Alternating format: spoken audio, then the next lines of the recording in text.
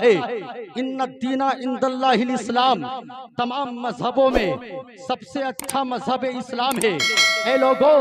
آپ دنیا میں اپنے باپ سے زیادہ، اپنے ماں سے زیادہ، اپنے بھائی سے زیادہ، اپنے رشتہ داروں سے زیادہ رسول پاک سے محبت کرنا ہوگا، تب آپ کامل مومن ہو سکتے ہیں۔ اپنے اولاد سے بھی زیادہ، اپنی دولت سے بھی زیادہ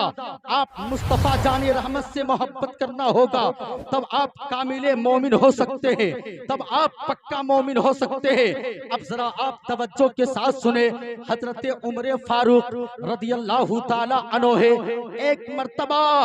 میرے پیغمبر مصطفیٰ جان رحمت صلی اللہ تعالی علیہ وسلم حضرت عمر کے کلائی کو تھام لیتے ہیں، جس طرح ڈاکٹر مریض کے کلائی کو پکڑ لیتے ہیں، اسی طرح میرے پیغمبر مصطفیٰ جان رحمت حضرت عمر کے کلائی کو تھام لیے اور فرمایا، اے عمر تم یہ بتاؤ کہ اس دنیا میں تم سب سے زیادہ کس سے محبت کرتے ہو؟ فرمایا، یا رسول اللہ، میں اس دنیا میں سب سے زیادہ میں اپنی جان سے محبت کرتا ہوں۔ میرے پیغمبر نے فرمایا، عمر تمہارا ایمان ادھورا ہے، تمہارا ایمان کچا ہے، تمہارا ایمان پکا نہیں ہے۔ حضرت عمر زارو قطار رونے لگے، پھوٹ پھوٹ کر کے رونے لگے،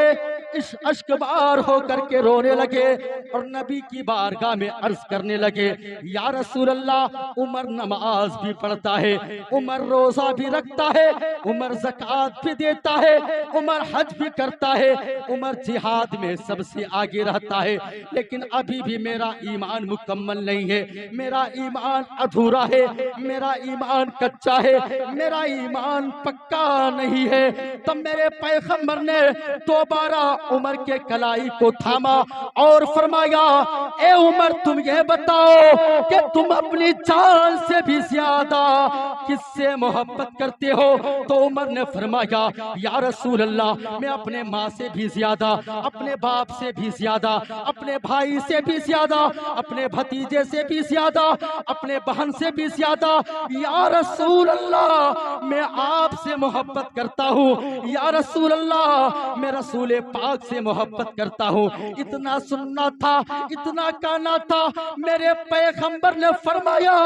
اے عمر اب تمہارا ایمان پکا نہیں ہے، اب تمہارا ایمان ادھورا نہیں ہے، اب تمہارا ایمان کچا نہیں ہے، بلکہ تمہارا ایمان مکمل پکا ہے۔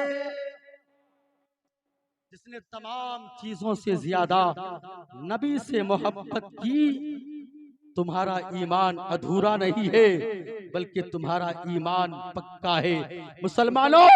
ذرا آپ توجہ کے ساتھ سنیں، ٹائم فکس کر دیا گیا ہے کہ 10 منٹ بول کر کے ہی اپنی تقریر کو سمیٹنے کی کوشش کریں۔ سنیں محبتوں کے ساتھ، ذرا آپ محبتوں کے ساتھ سنیں۔ مدینہ پاک کی بستی ہے، مدینہ پاک کی بستی ہے، میرے نبی کے کونین صلی اللہ تعالی علیہ وسلم ہے۔ حضرت بلال حبشی رضی اللہ تعالی عنہ کو بلاتے ہیں اور بلا کر کے فرماتے ہیں، اے بلال، مدینہ پاک کے بستی میں اعلان کر دو، اسلام کی آبیاری کے لیے، اسلام کی حفاظت کے لیے، اسلام کی رہنمائی کے لیے، اسلام کی رہنمائی کے لیے خون کی ضرورت ہے۔ میرے پیغمبر کے حکم کے مطابق حضرت بلال چل دیتے ہیں، مدینے کے گلی میں اعلان کرنے لگتے ہیں، اے مدینے کے لوگوں سنو، کل نماز فجر کے بعد میرے پیغمبر نے بلائے ہیں مسلمانوں۔ حضرت بلال حبشی یہ اعلان فرما رہے ہیں، رات کی تاریخی ہے، رات کی تاریخی ہے، لیکن اسی رات کی تاریخی میں حضرت بلال حبشی کی آواز ایک بیوہ عورت ایک جھوپڑی میں ہے اور اسی بیوہ عورت کے کوکھ میں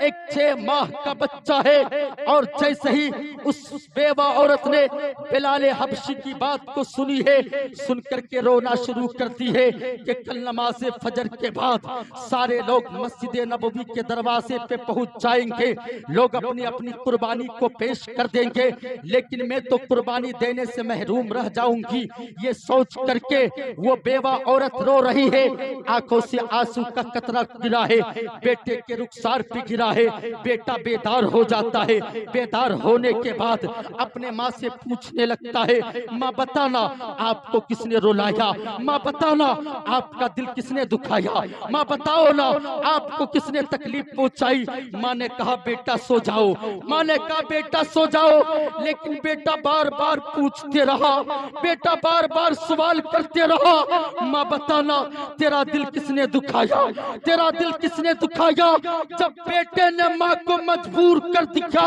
تو ماں نے کہا بیٹا سنو، ابھی ابھی بلال حبشی نے اعلان کیا ہے اسلام کی حفاظت کے لیے، اسلام کی رہنمائی کے لیے، اسلام کی رہنمائی کے لیے خون کی ضرورت ہے۔ کل نماز فجر کے بعد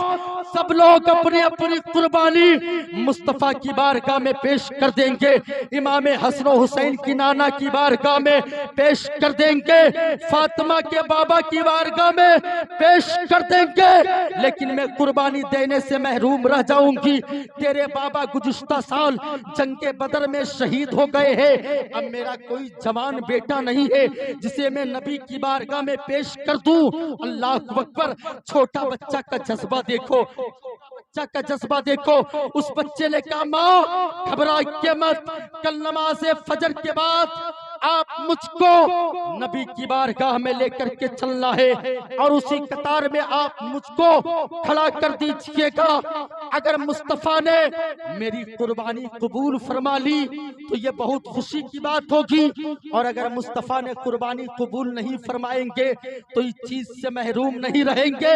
کہ آقا نے حکم دیا، آقا نے اعلان فرمایا، سب لوگ پہنچ گئے لیکن میں جانے سے محروم رہ گئی۔ یہ محسوس، یہ افسوس نہیں ہوگا۔ اب ذرا توجہ کے ساتھ سنیں، صبح کا سویرا ہے، اور اپنے بیٹے اپنے لختے جگر کو اسی مسجد نبوی کے دروازے پہ سارے لوگ قطار در قطار کھڑے ہیں مصطفیٰ کی بارگاہ میں۔ جن کے پاس اولاد ہے اولاد لے کر کے حاضر ہے، جن کے پاس مال ہے مال لے کر کے حاضر ہے، جن کے پاس جان ہے جان لے کر کے حاضر ہے، اور کہتے لبیک یا رسول اللہ، میرے پاس جان ہے جان حاضر ہے، میرے پاس اولاد ہے اولاد لے کر کے آیا ہوں، میرے پاس مال ہے مال لے کر کے آیا ہوں۔ اور اسی قطار میں ایک برقع پوش خاتون ہے،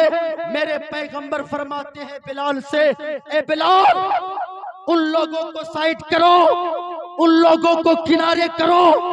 جو میدان جنگ میں گھوڑوں کو دوڑا سکتا ہے، لاشوں کو اکٹھا کر سکتا ہے۔